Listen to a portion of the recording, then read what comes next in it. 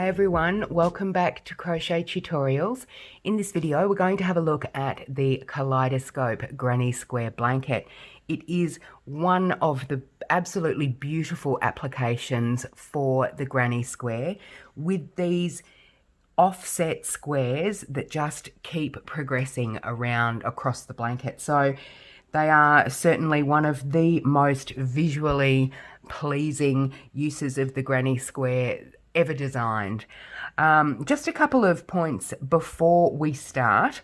As you can see, it's based on the traditional Granny Square. So in the center here we have the traditional Granny Square, and it is actually quite important to ensure that whatever you start with here, your colour choices are completely up to you. You can make this central Granny Square one colour and then make the next Granny Square another colour and so on around your blanket. But whatever you do, you need to start with a central Granny Square with an even number of rows. So this one has 6 rows or rounds. And that means that this central point on the Granny Square is a space, not a cluster. You can see that on the 5th round there's a cluster, on the 3rd round there's a cluster, but on the 4th and the 6th there's a space. And we need that space to be able to build, to be able to build the new directions on the offset. So right there, egg. Anyway, so that is the most important thing, that the Granny Square has an even number of rounds. So you can start with a 4 round Granny Square, or you can start with 6, 8, 10. As long as it's an even number, you'll have that central space there, which is important for when we begin. I'd love to be able to tell you that that is the case throughout the entirety of this project, that as long as you do even number rounds, all of your squares will end with a space in that position. It isn't actually the case. It is the case for this square, it is the case for the second square, but for the third square, which you can see here, it isn't the case. This third square I've actually put in 9 rounds, and that gives me the space in the central position. So you just have to kind of, as you work through the project, assess. But there are a couple of different tricks that I've got to help you plan where you're actually going to, how many rounds you're going to put in your other colours. Of course, if you're not changing colour through the squares like this, if you're using a solid colour, and then a solid colour, then it's going to be a lot easier. But the colour change just looks magnificent simply because it really outlines the actual design of the square.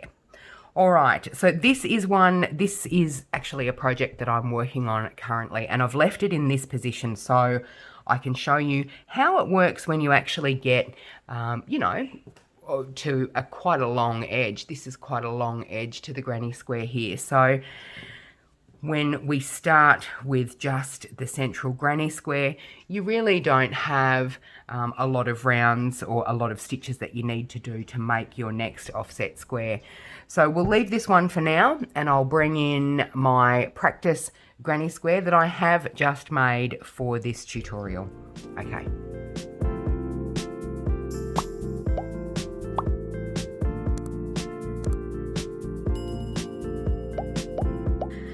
Here it is. I'm going to apologise in advance because this looks like a fried egg, and that certainly wasn't my intention.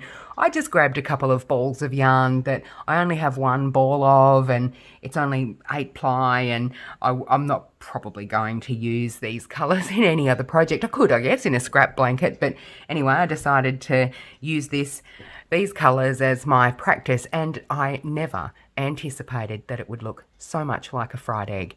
But if we can move beyond that, you can see that in the central position here, so in line with the centre of the square, there is a space on each edge, and of course that's what we want with the even numbers of rounds. This is a 6-round square, and that is where we need to start. We're going to turn the square. It doesn't really matter, you can work on any edge now. You will need to work on every edge, but we're going to start in this central position. So I'll just bring in my colour. I'm just using this sort of quite loud orange colour for the beginning colour, and you just pop a slip knot on your hook. And I'm using a 4.5mm hook because I'm using 8-ply here. With my current project, that's actually a 12-ply yarn, so I'm using a larger hook for that. But whatever hook and yarn combination you're using is perfectly fine. So if I can just zoom in a tiny bit. The essence of the granny square is the 3-stitch cluster, and so it kind of makes sense that when we look at attaching these offsets to the sides of the square to make the triangles and ultimately the offset square that sits around it, we actually need to work in sets of 3, not only for our stitches but also for our count to get us into the correct position to lay down the foundation for that stitch. So locate your central space and then count 3 stitches across. So 1, 2, 3, and we need to attach with a single crochet into that position. And then all we do is just pop our first cluster into that space from there. And this then creates the next space for us to work in the next round. But we'll pop our cluster in,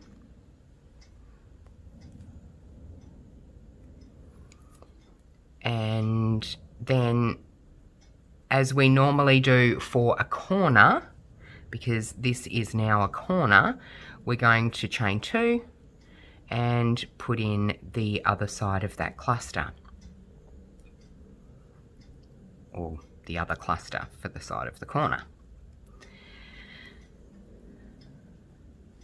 So then you're here, and as you can see on this one, I've done 2 rounds of each of my colours and then 2 rounds of my border colour, exactly the way I've done in the middle. So to do that, to move to another round from this triangular sort of offset square position, we actually need to chain 1 and then again count 3 stitches across. So we've got 1, 2, 3. So it puts us in the same position as we were when we initially attached, and single crochet. But then, because everything works in 3s with the stitches on granny squares, we're going to chain 2 and then attach with a single crochet, which is effectively the 3rd stitch. But when we count stitches on this offset side, we're going to always count the chain 1 that we've put between the clusters as a stitch. So we need to count 3 stitches across to find our next attached position. So it's 1, 2, 3, which puts us in the middle of that cluster. So we're going to attach with a single crochet, effectively giving us a double crochet. It counts as a double crochet that's laying down alongside the top of that row from the previous round. So then we're going to turn and put in 2 double crochets into this space here, which was made with our chain 1, and now that chain 2 and the single crochet we did forms one of those double crochets for that cluster. So just like we always would, we'd chain 1 between clusters and then put in what is effectively the corner. So 3 double crochets, a chain 2, and 3 more double crochets.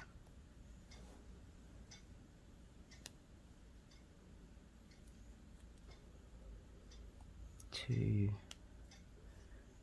and 3, and then we're going to chain 1 again, and then come into this space here with a cluster.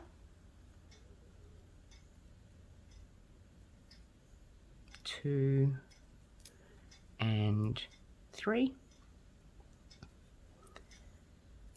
chain 1, and count across 3 stitches again. And it is going to put us in the same position as we are over this side. So it'll be in the middle of this cluster here. But just to make sure, we'll count. So we've got the chain 1 stitch, 2, 3, and single crochet. And that gives us our 2 rounds there. And then we've got 2 rounds to go in our next colour, and that will take us to the edge of this, as it does with this one here. You can see that they've got 2 rounds of this darker central colour and then 2 rounds of this lighter colour, and that actually takes us to the edge on both sides of this square, and they join with a chain 1 in here, but I'll show you that in a sec. So all we need to do is tie off,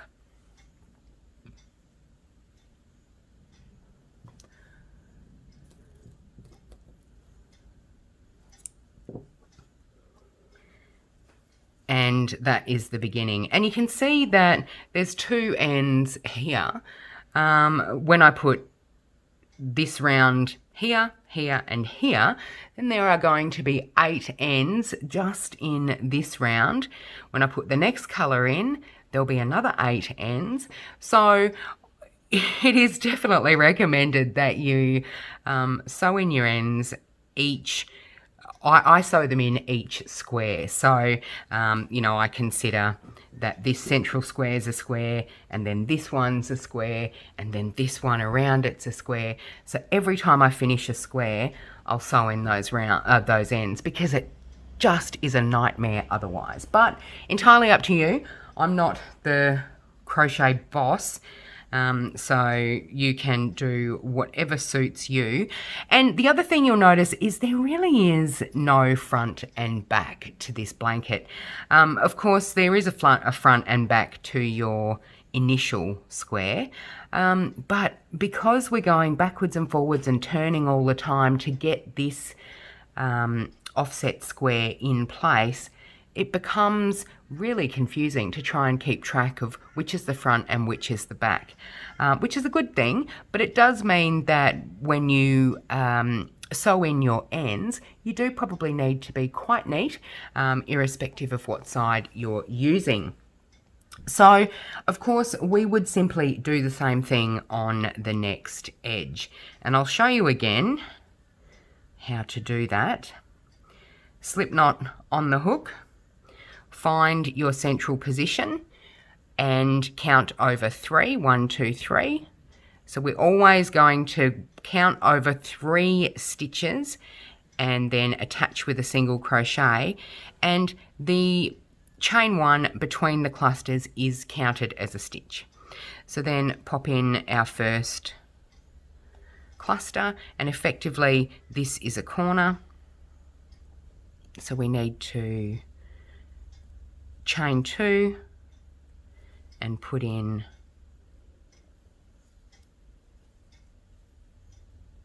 the other side of that corner.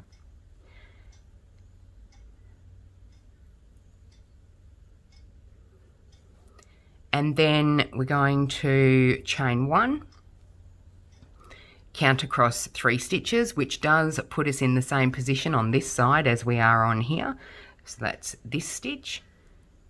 Do a single crochet, and then we need to make that leg for our first cluster here. So we're going to chain 2, 1, 2, count 3, 1, 2, 3, which puts us in the middle of this cluster, attach with a single crochet, effectively giving us the 3 stitches, turn and put in your 2 more double crochets here.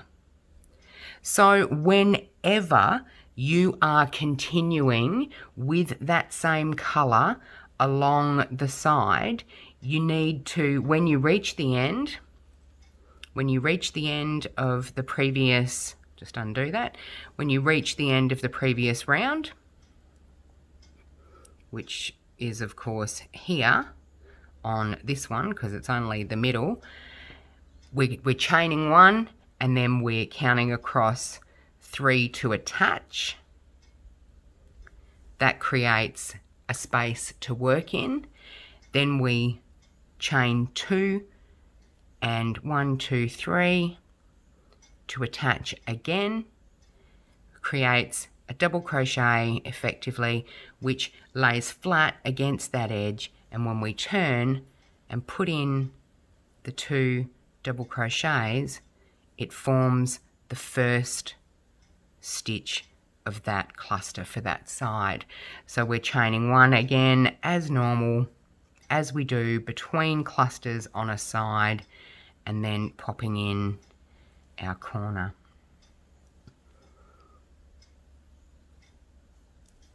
And I don't know if you can see why I completely hate this yarn and I'm not using it for any actual projects of mine, but it's kind of weirdly grabby.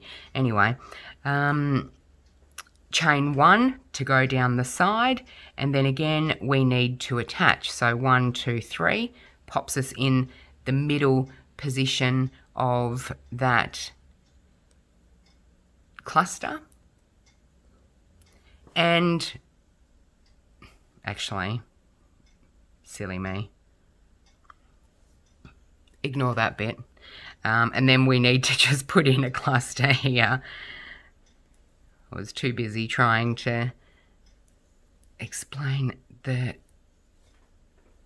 it, the attach. There we go. So, and then 1, 2, 3.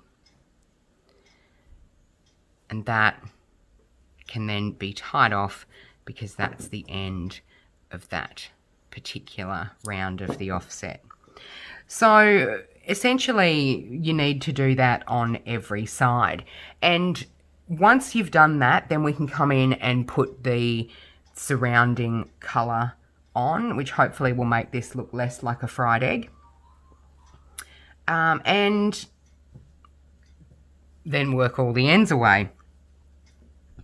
But remember, your central space is your starting position. 3 stitches across is where you attach, and then with a single crochet, and then make your corner in here. When you get to putting that second cluster in, then you need to chain 1 and count 3 stitches across to attach.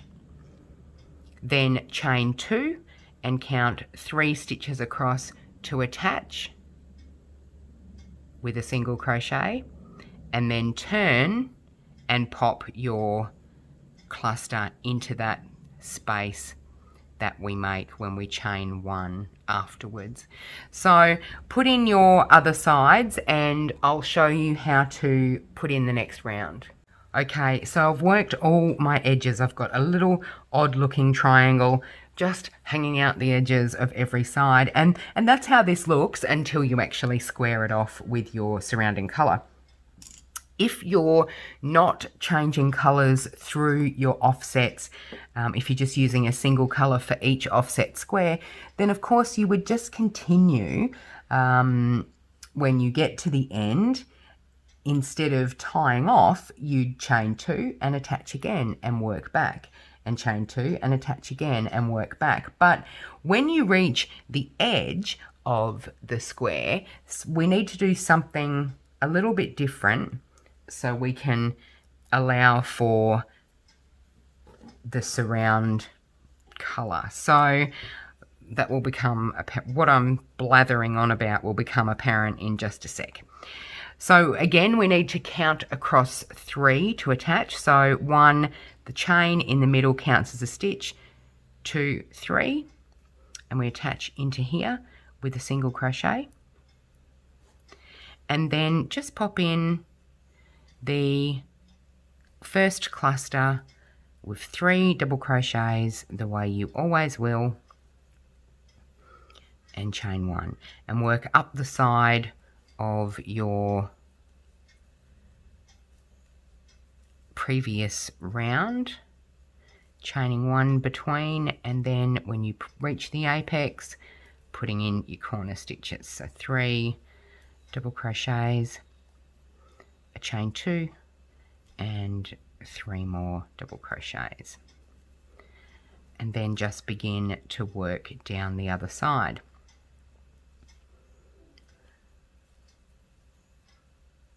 And it's here because we're almost at the end of this side because it's only a very short round at this stage.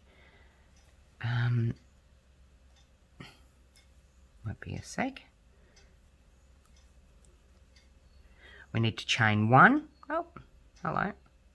We need to chain 1, count across 3, 1, 2, 3, and attach.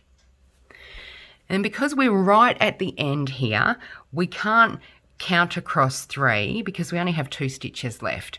So instead, what we're going to do is chain 3 and turn, and then pop 2 more double crochets in there and work across. Now effectively what that does is we'll come in, once we do the same on this side here with the chain 3, we'll come in with a chain 1 and join those 2 together to work across, sit flat across the top of that edge, and it will work, I promise. So putting in the stitches just up the side,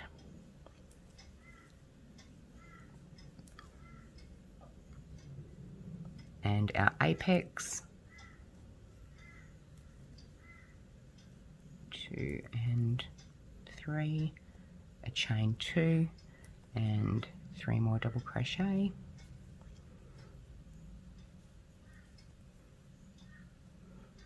chain 1, work down the other side,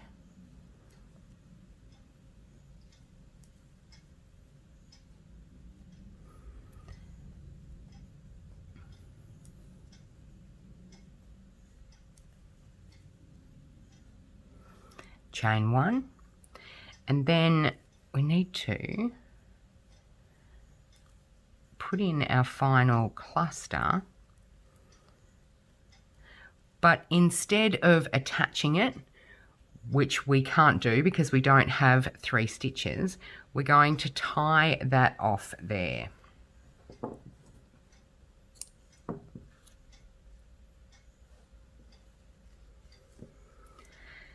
So that looks pretty weird at the moment, but it will make sense once we put in our next corner.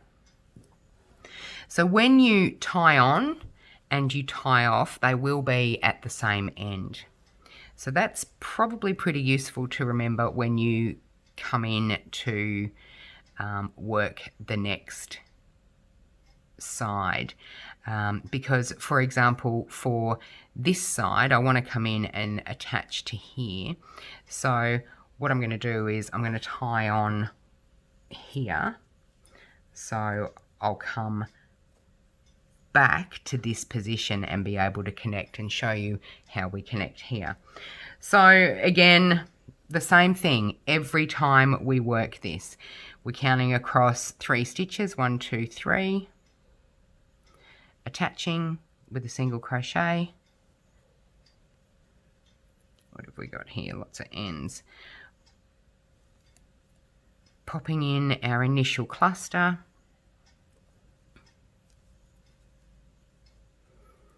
and just working around.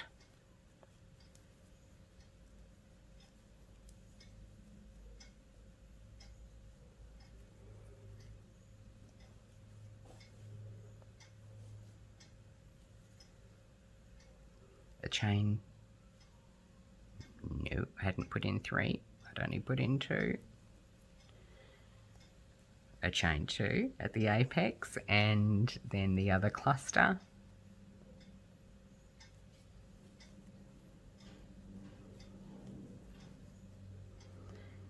Chain 1 for the side.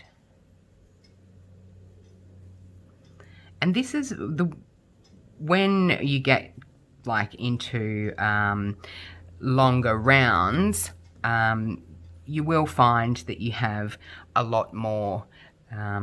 You're not just doing the 2 now, you're putting in more rounds for each colour. But in this case, when you start with your initial square and your first offset round, it is only 2 of each colour if you're using 3 colours.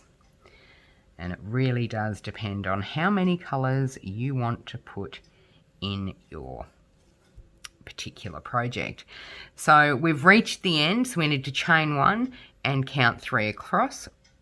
1, 2, 3 puts us in the same position as it did on the other side. Attach with a single crochet, and because we can't count 3 across anymore, we need to chain 3 and turn and pop in those other 2 stitches for that cluster in the spaces. That's really easy. If you're familiar with granny squares, this is easy to pick up. You just need to remember that rule of 3 stitches and essentially how to pop in this particular round which straightens off the edge. So our corner,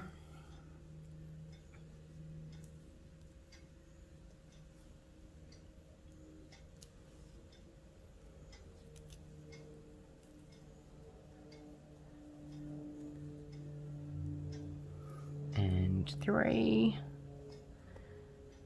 chain 1, 2 and 3, chain 1 and 1, 2 and 3, chain 1, and then we're at our last cluster. So we need to put in our cluster,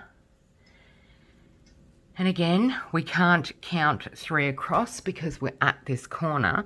So what we're going to do is simply chain 1 and then get out of the way, tail, and then join to the 3rd chain in this chain 3 that we made in that cluster when we turned to put in our 2nd row here, and then just slip stitch it to that one.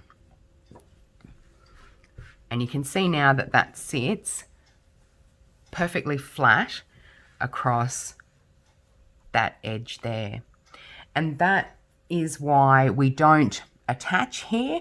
We leave the little ends sort of hanging in the breeze because we're going to use that chain 1 and slip stitch to attach. So then we just fasten that colour off.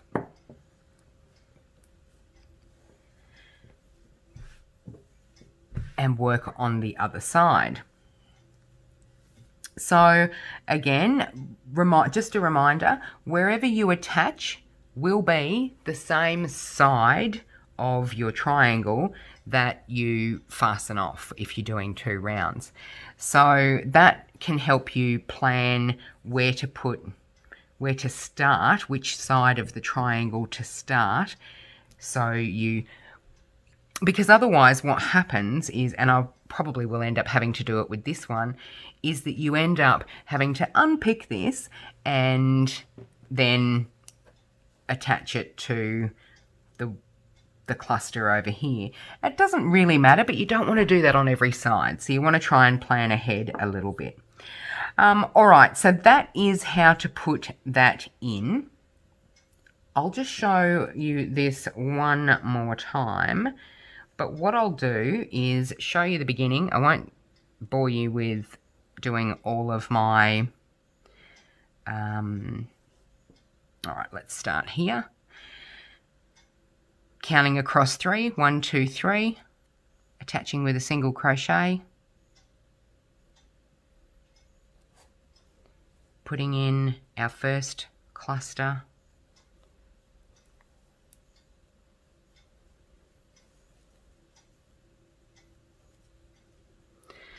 I'll work around until I get to there and then I'll be back. Okay, so you can see how many ends I've got and how annoying they are, and that is exactly why I suggest definitely sew them away once you've finished every offset square. So we're popping in this last cluster here and we're chaining 1, counting 3 across, 1, 2, 3, which puts us in that same position as it did on this side. And because we can't count 3 anymore, we need to chain 3. So sometimes you might put in 5 rounds, you might put in 3 rounds, you might put in 4 rounds in this particular round, the one that's going to take you to the end of the square. And once you get to this position where you can't count across 3 anymore, that's when you're going to chain 3 and turn, and that is going to be the edge now. And just work across 2 and 3. I won't make you watch this. I'll be back when I get to this end. Okay, so I'm just putting in my last cluster here.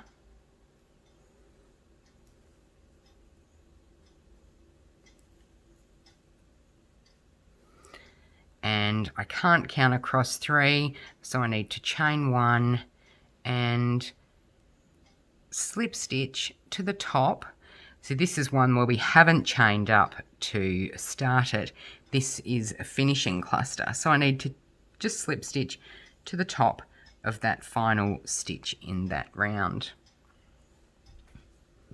And again, it sits beautifully flat once you tie off.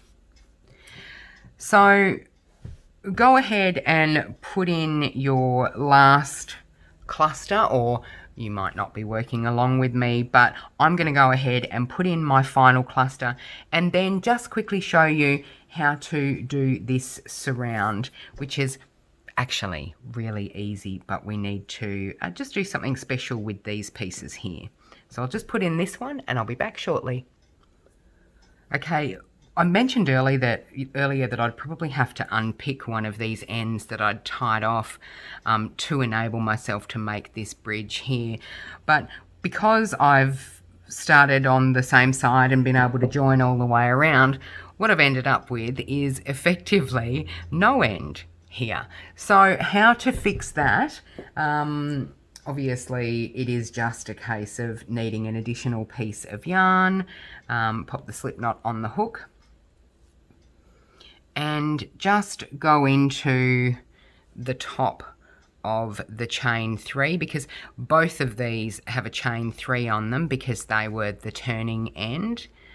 So just go into the top of that chain 3 and slip stitch to that, chain 1, and into the top of that chain 3 and slip stitch across. And yay for me, that gives me 2 extra ends to sew in. I'm over the moon about that. Anyway, here we go. So this is the side with the least amount of ends. This one I think is just poking through. Get through that. Don't want to see your face at the moment.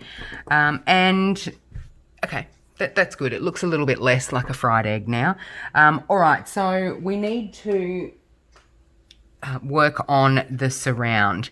As you can see on this one, I've got the surround in place with the grey. And I've just done 2 rounds of the grey. I've done 2 rounds of that, 2 rounds of that, and 2 rounds of that. Now you can do more rounds, but for this square, for the central square and this second square, they need to be even rounds.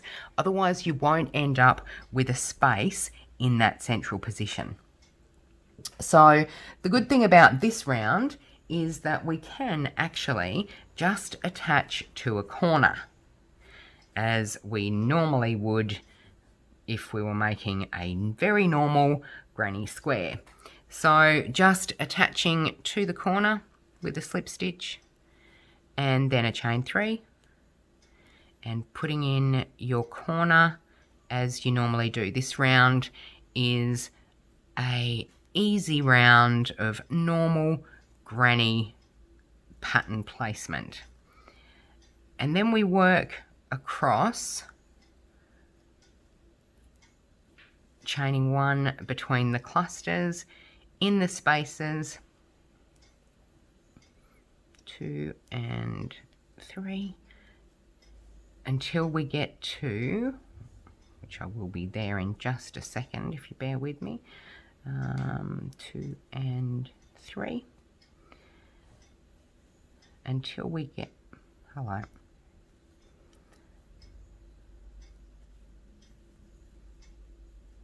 2 and 3. Oh, something funky happened there.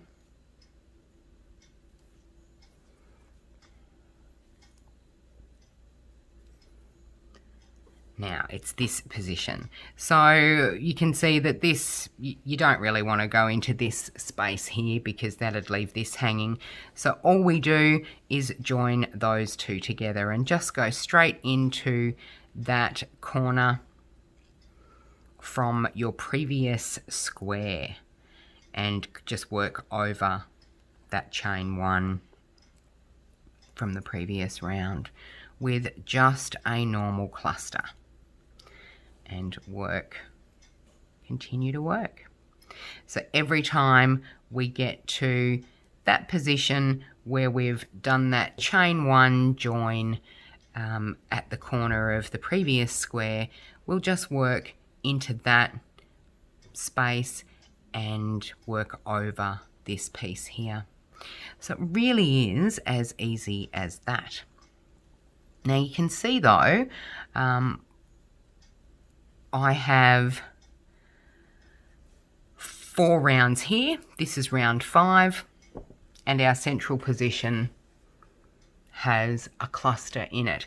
So I need to put at least 1 more round in of this colour to be able to then start creating the next offset. And I'd love to say that that works for the next round and the next round and the next round. As long as you're putting in even rounds, you're always going to have a space in that position. It's not the case. You can see here, this is my first square, my second square, and this is my third square. So you can see on this one, I've put in 4 rounds of this darker colour and 3 of this lighter colour, which took me to the edge. And then I had to only put in 2 rounds of this colour to get, otherwise I would have had to put in 4. But of course 4 and 3 is 7 and 2 is 9. So that's not an even number, unless things have really changed since I was last in school. It's just the way it is. Essentially though, you will put in I guess a branching cluster round. So that's your first straight round around the whole thing. And then your next round will have this space in that position. So essentially it probably means for me that I'll either always only have 2 rounds in this particular round, or I'll have to go 4 with that. You can't go 3, even though the total number of rounds in this square is odd. It's just the way it is.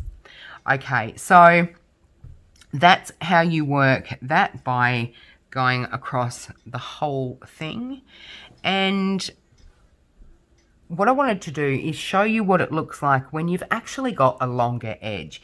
It's perfectly fine when you've got this size, because you know, okay, I'll put in 2 rows, and then I'll reach the edge. But what happens when you don't know how many rounds you're going to have to do?